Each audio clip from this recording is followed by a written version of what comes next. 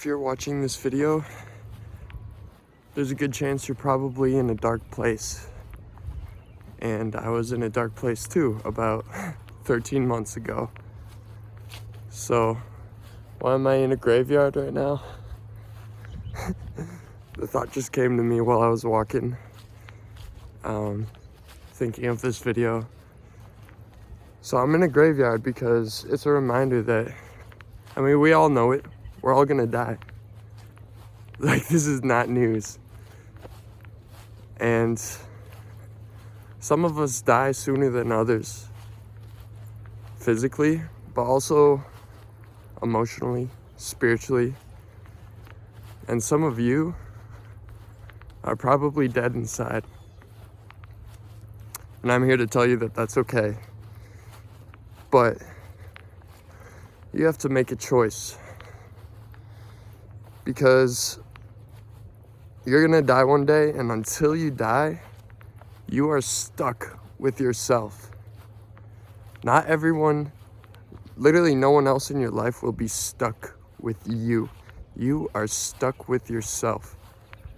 And if you keep hating yourself, you're gonna live a shitty life.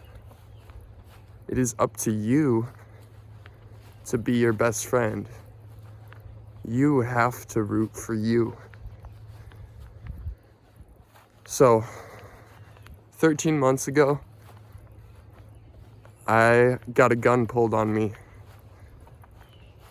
because I was selling 2 pounds of weed, of marijuana, that cannabis, that za, to someone I didn't know that well. And they pulled a gun on me. That's what kind of started this. But let me flash back a little bit how I got in that situation. Because I'm a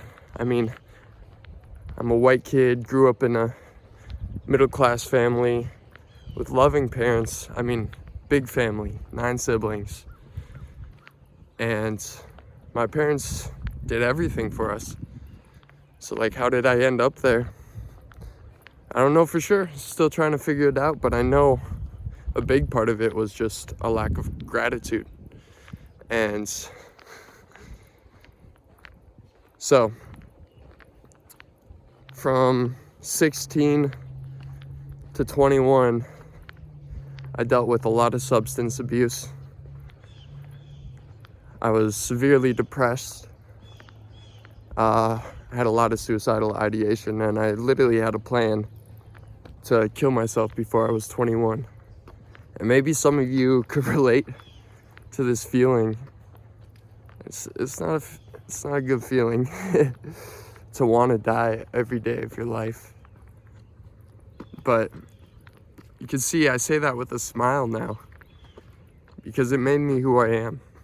So,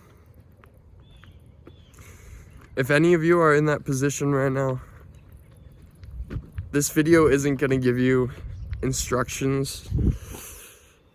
It's going to be more of a compass and just I'm going to give you some things to consider. Some things to ponder that will hopefully nudge you along, because you're ultimately the only one who can help yourself. It's not up to me. So the first thing I'll have you consider is consider the possibility of there being a greater purpose. Now, I know that sounds I don't know, but consider the possibility of there being a purpose for you being here, there being a reason that you're here. And consider the possibility that that reason is so much deeper than what you experience in this 5 sense reality every morning that you wake up in and you leave when you go to sleep. Consider that. And if you start considering the idea of purpose or higher power or something greater than you, than just physical you, that will lead to a lot of questions, as it did for me. And so what I'm going to say next is consider the possibility that the thoughts you are thinking right now are wrong. That all of the thoughts that are running in your head are not correct. Because mine weren't. I didn't believe I was someone who could achieve stuff. I believed that the world was there to get me down, and I was on a path to self-destruction when really I was on a path to self-realization, I guess. Not saying I've achieved it, but still on that path. So consider the possibility that the thoughts you're thinking are wrong, and they were made up from your experiences, where you grew up, the people you grew up around. From 0 to 7, you are essentially a sponge, just taking everything in. And that forms the thought patterns that keep running in your brain. And then as you grow older, you continue rewriting those thoughts. But you find out you end up creating a lot of the same patterns from your childhood. And that's what an addiction is, really. I mean, I was addicted to substances, but everyone has an addiction. People are addicted to working. People are addicted to hating themselves. And all it is really a pattern that you've gotten comfortable in, and you don't want to leave because you don't know what's outside of it. So you're going to have a lot of questions, and you're going to want to rewrite the thoughts in your brain. So what I did is, first of all, it's not just me. I found someone who really helped me along the way. I bought a program, and I'll literally link to it because this guy has helped me so much. Even the free stuff on his website literally changed me. But I started reading books, or I started listening to them actually. I started submerging myself in new content, new thoughts that didn't align with what I currently thought. Second off, I started listening to self-love affirmations while I slept. And that literally rewrote my brain so that I stopped hating myself. And the thing with those is there's a difference between self-love and narcissism. So when people hear self-love, a lot of times they think narcissism. And that's not the case. Self-love is so much deeper. Narcissism is considering yourself somehow good and everyone else inferior. But self-love, it's more like you consider everyone else as amazing, and so are you. There's no other way to describe it, really. I mean, I'm sure I could if I really tried, but... So consider the possibility that you are capable of loving yourself, and that is a beautiful thing, and your life will literally get so much better.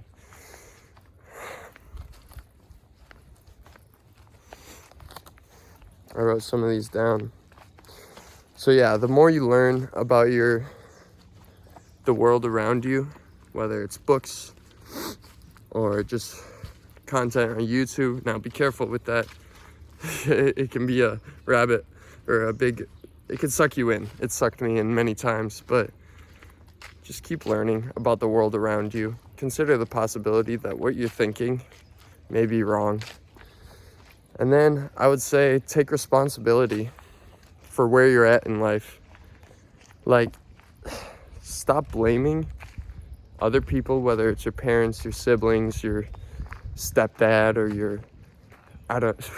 who knows, your boss. Don't give them the power of dictating your life because you're thinking of what they did to you that made you who you are. You chose a reaction to that, to what they did to you, and you're still thinking about that. That's giving them power that should be yours. So take responsibility for where you're at in life. And another thing I'll add to this is just a quote from Hamza.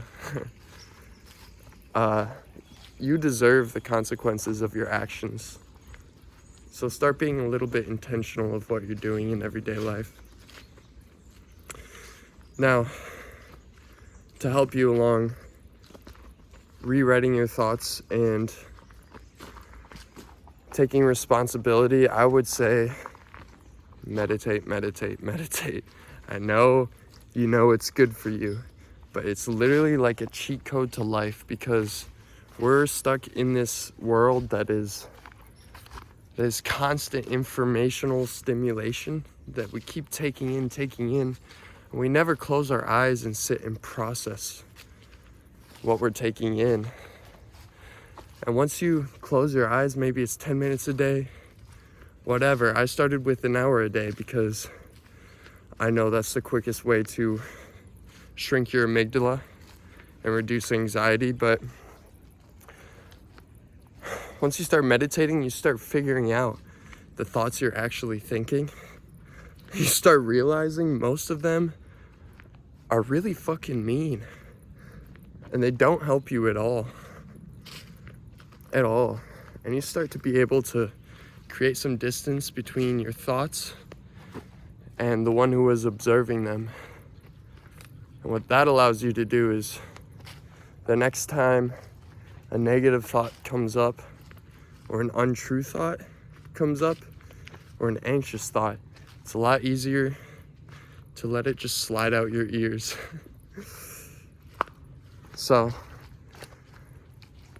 once you start taking responsibility for your life, you're gonna want to take baby steps forward, and it will take baby steps, and you will fall back, and that's okay, because everyone is on their own path. And that leads me to my next point, which is, don't compare yourself to others. Seriously, don't. Only compare yourself to who you were yesterday, who you were a year ago. And if you're worse than you were a year ago, according to your standards, then maybe you need to shift direction. But don't feel guilty about it. Just understand that that's the path that you're on, and you just got to keep moving forward. Everyone's on their own path. Honestly, no one's hardships are like super crazy compared to anyone else's. Everyone has shit that they deal with, and everyone has shit that they go through. And to compare yourself to someone else is just, it does you absolutely no good. So compare yourself to who you were yesterday and keep bouncing back, because this is a pretty spot. Keep bouncing back, because there are gonna be times when you fall back into old patterns, when you relapse into old addictions, and that is okay.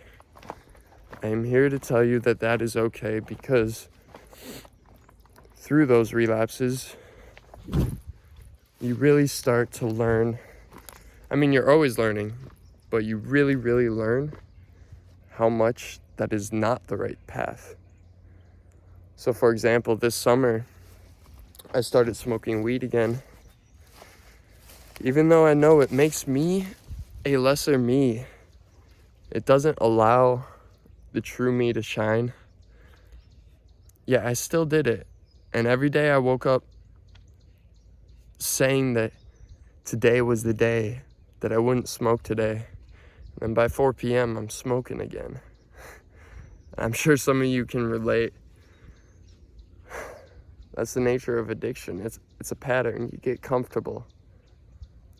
And I wasn't able to quit again until I really realized like what was causing it. And I realized I was using it to cope with being where I didn't want to be. And most of us are not where we want to be, but there's a pretty good chance you can move to where you want to be. Seriously, So, I don't know. I guess you could call this past year of mine a spiritual awakening, because I see things so different. I used to hate that word, but there's really nothing else you can call it. Look at those crows up there. I mean, I used to live in a nightmare. Every day, doing the same thing I was before, even though I knew it wasn't good for me. And I know some of you are doing that as well. And that's okay. The important thing is to realize it and then start to make a change. And eventually, you'll start to focus less on yourself. I know that sounds weird. You'll love yourself more, but that love will well up and pour into others. And you'll start to focus on others more and how you can help them. That's why I'm making this video. I don't know if anyone's gonna watch this, but if someone does, like, maybe it'll help them. So fuck it, it's worth 18 minutes of my life.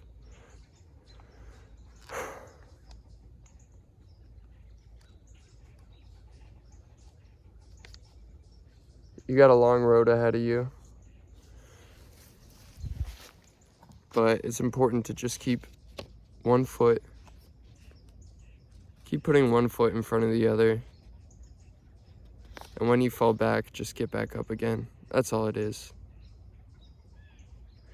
And some concrete steps you can take are just start learning about yourself, learning about habits, reading book about habits. Like Atomic Habits is a good one, obviously. There's so many others. Listen to neurobiology stuff. Andrew Huberman is good. Meditate. Start figuring out what you want to do in this life. There's a chance that there's something deep down you've always wanted to do, or maybe it's not even like a clear picture, but it's more of a feeling. And there's a chance that that is your purpose. So consider working towards that. And lastly, I'm thinking of a tagline that I can close these videos out with. So I'm just gonna say it. Consider the possibility that I am you and we are infinite. And that this life is so much more beautiful than you think.